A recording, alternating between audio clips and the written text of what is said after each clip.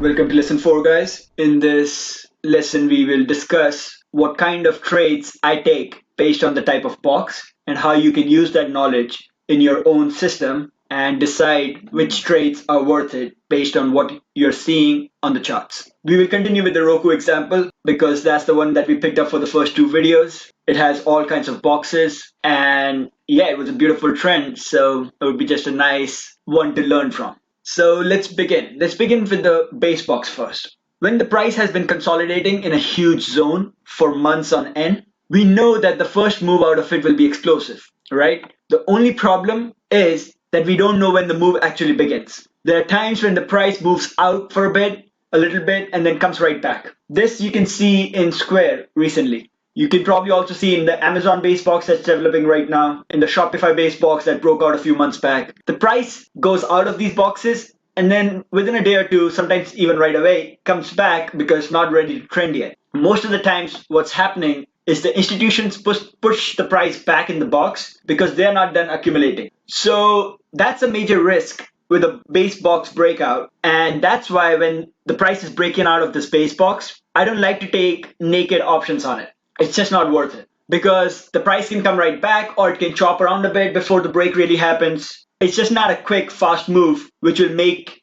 it worth it for naked calls and puts and be able to fight the premium burn. More often than not, I face losses when I'm taking a naked option out of a base box. So in this case, for example, when the price breaks above 170, above the base box boundaries, what I would probably do is take equities, take direct stocks, and another thing you can do is buy a bull put spread, right? Try and keep your strikes below the first zone because that's our stop. The price can still trend above this first zone. It can come back a bit and then still trend, right? The trend structure is not broken because a higher low can still be created. So if you put on a bull put spread, you will want to keep the strikes below the first zone. So those are the two possible trades I would take on a base box breakout.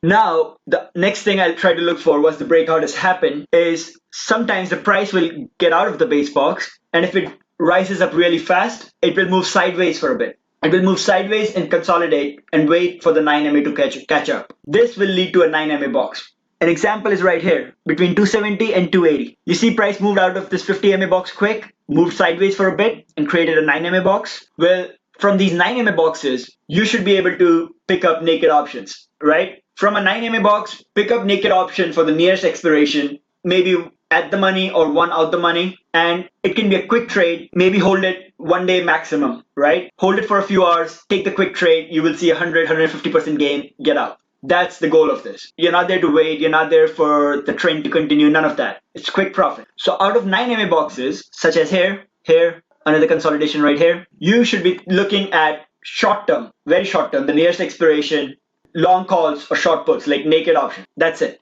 You can also take a smaller bull put spread if you want. That also works. But again, you'll have to think about quick exits and the profits are not as much as you can make from the naked option in that case. In this case, I'm discussing all about bull put spreads and naked calls just because the breakout was higher. If the breakout is lower, just do the exact opposite of what we will do when the price is going higher. That's it, right? If the base box breakout, if the price goes higher, you will go long. If it goes below, you will go short. Same for the options. All right, so now that we have discussed the base box and we have discussed the 9MA box, let's see how I will trade a 50MA box. The first 50MA box after the box breakout is a bit different from the second one, right? The first 50MA box after the box breakout, which is a 9MA box in the weekly, has a very high chance of continuation, a very high chance. And the move also happens rather quickly. So when you have a 50MA box right after a big base box breakout, I like to go big on these. I might put the usual position size for me is around 1 or 2%. In these ones, I might put 5%, maybe 10, depending on what kind of base box it is. If it's a Google or an Apple, yes, I will go big.